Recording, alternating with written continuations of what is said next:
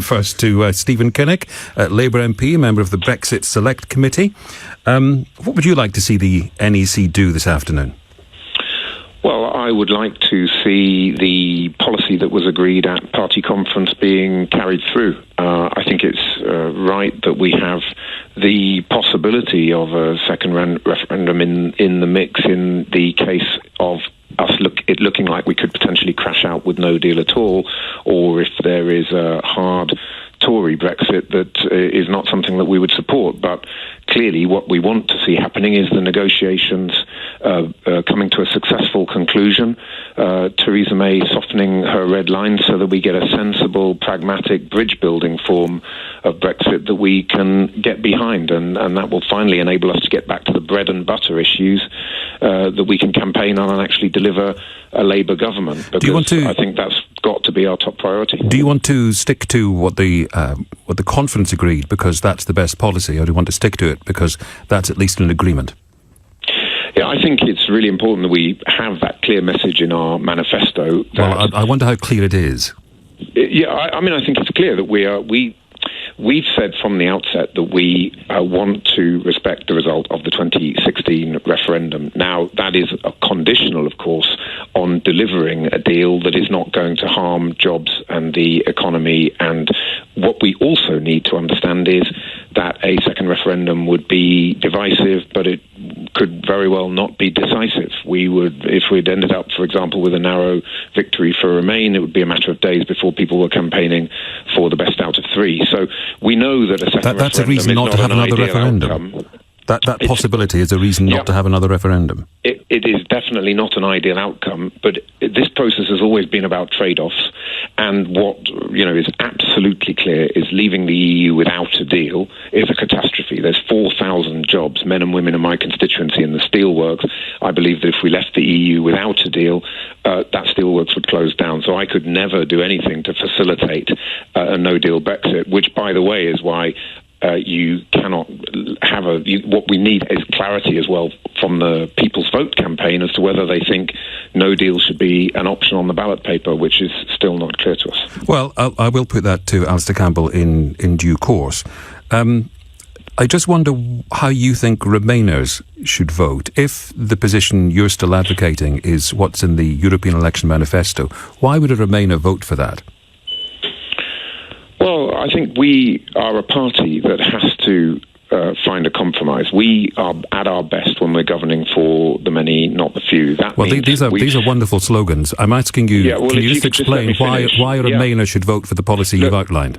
Recent polling indicates that in Leave voting areas, Labour is polling at 13%. We are at risk in Leave voting areas of becoming a marginal party. And what about the future of the country?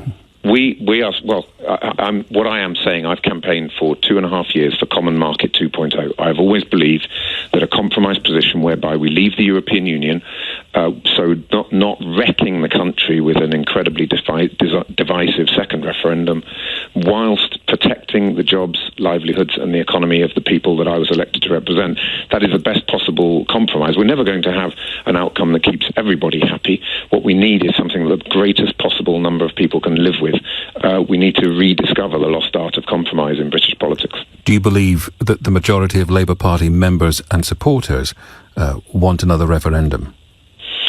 That is what that seems to be the case from what a lot of the newspapers are reporting and from some polling. But let's not forget that 158 Labour MPs represent Leave voting seats. Now, I've got to think about, of course, what the party membership thinks. Forgive me for interrupting, but if you're talking about... I'm a representative of my constituents. I understand, and that's very important. But if you're talking about Leave voting constituencies, you're making a reference to information that dates back to 2016. A great deal has changed since then. And if a majority of Labour members and supporters are in favour of another referendum, doesn't your listening leader need to listen to them? I believe in the old sort of maxim that members of Parliament are representatives, they're not delegates. I'm not a delegate of my party members, I am a representative of my constituents. That means I have to take decisions on a range of factors, what is in the national interest and what works in terms of my own conscience, and that's what I think it means to be an MP. And when you put all of those factors into the mix, there's no doubt in my mind that a soft Brexit, building bridges, pulling our deeply divided country back together has always been what is in the national interest. And for me, we've got to start putting country before party. There's been far too much of the opposite happening, particularly from the Conservative benches, I'd hasten to add. So let's find a solution which enables politics to get back to what we should really be talking about, which is jobs, the economy, health, education. And I think the only way we can do that is by these negotiations being allowed to come to a successful conclusion. Now, what we know is if we try and entrench a second referendum into the negotiations, that will kill them, because Theresa May would never whip her MPs in favour of a deal in which a second referendum was entrenched. So we've got to also be very pragmatic about helping these negotiations to get over the line. Of course, those campaigning for a second referendum will have ample opportunity through the Withdrawal Agreement Implementation Bill. They can put an amendment down to that and continue the campaign for a second referendum by that means. But let's not torpedo these negotiations, particularly when it appears that we're within touching distance of doing a deal. Stephen Kinnock, Labour MP and member of the Brexit Select Committee, thank you.